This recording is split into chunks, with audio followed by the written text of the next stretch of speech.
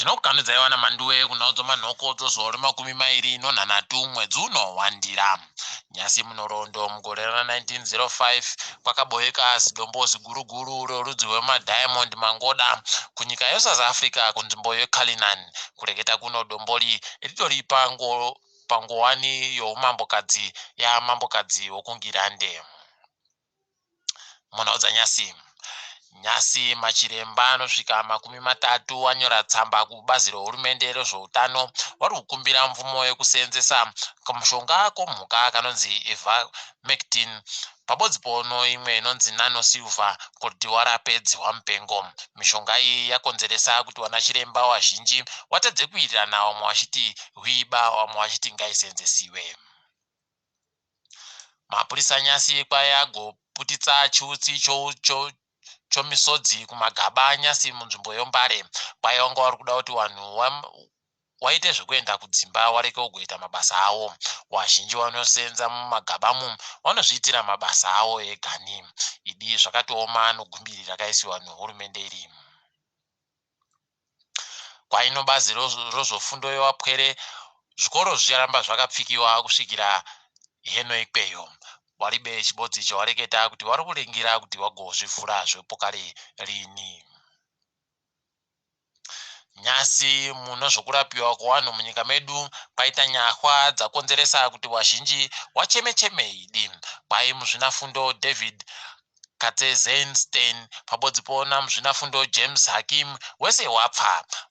Wairiwa wanga vari wakuru vanozikana nokuremekedziwa munyaya dzokuita zvokurapa pabodzi pono kuita tsvakurudzo dzokurapa vanhu. Idi toti wazorore murugare. Kuno wamwe kunyamaropa kunyanga waita zvokubatana nohama dzawo dziri Mozambique kuti wagobenhutse mutumbi womumwe murume akapfira kuMozambique ku. Wabva naye kuMozambique watoita kuwambuka rwizi Gairezi wari kuita kusambira. Wasambira nochitunha zvokuti wazhinji washamisika nokuitako. Idi tinoti tiri wabodziwo dai zvaramba zvakadari. Kwai nzvimbo dzimwe munyika dzabatiwa nokusomeka komishonga yechirwere cheshuramatongo cho-HIV. Kwai mishonga iyi kubulawayo yakunetsa pabodzi pono nzvimbo dzomaTebeleland. Zviri kutoshisa kutoti wazhinji vanogona kutanga kuhwaritsa pokare kana kuzotadza kurapika kana vachinge vazopuwa mishonga iyi. Toimba kuti hurumende ichaita bau rokuti iboeke mishonga iyi. Zuva ramangwana kwai pacharadzikiwa sibusiso moyo Joero Matiza pabodzi pona Paradise Mhondi kunzvimbo yemarinda Heroes Eka kuWarren Park muHarare. Watatuwa wakapfa sondo rapfuurari. Tino mumwe mwana wedu weZimbabwe anonzi Chiremba Tsitsi Chawatama aitwa ndiye agare pachigaro Save the Children yokungirande kuUK. Toramba tichitenda wari kusimukira kuita mabasa masvinuya okwedu. Idi wari kutifadza. Kureketa kwegore rapfuurari kwai vanhu vomuZimbabwe vari kunze kwenyika wakatumira mari kubenhutsa kuZimbabwe inopfuura bhiriyoni ribodzi. Kwai iyi mari yakawanditsa nozvikamu 42 kubva muzana pane yakatumirwa mugore rapfuura ra2019. Idi tinoramba tichitenda wari kuita basa rekutsigira mhuri dzokuZimbabwe dzi. Nyasi musika wamari wongori kutengesiwa mari yokuAmerica ibodzi yenge iri kutengesiwa nomadhora 200 pabodzi pono masendi 61. Nyasi makambani apohwa mari inosvika mamiliyoni 20 nohurumende. Torimba kuti icharingana nozvavanenge vari kudazvo.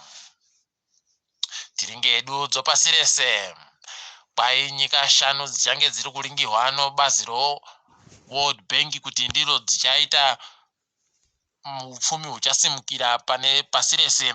Dzinoti India nezvikamu 10 kubva muzana, China zvikamu 7 kubva muzana, Malaysia zvikamu 9 kubva muzana, Turkey zvikamu 6 kubva muzana, Spain zvikamu 5 zvino chipfumbamwe kubva muzana.